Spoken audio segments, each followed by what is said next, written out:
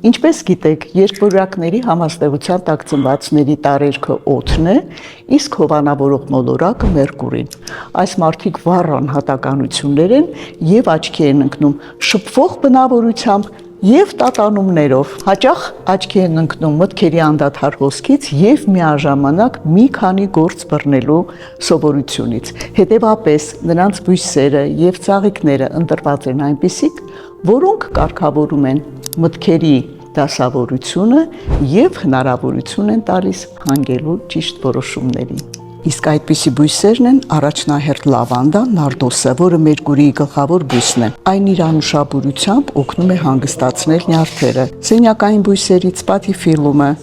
դրսի բույսերից պիոնը, աղավնիճը, վերբենան, սենյակային կեչին, որ կոչվում է նաև ցիսուս։ Երկվորյակները մեծամասամբ ստեղծագործող ոսկեձեռիկ մարդիկ են։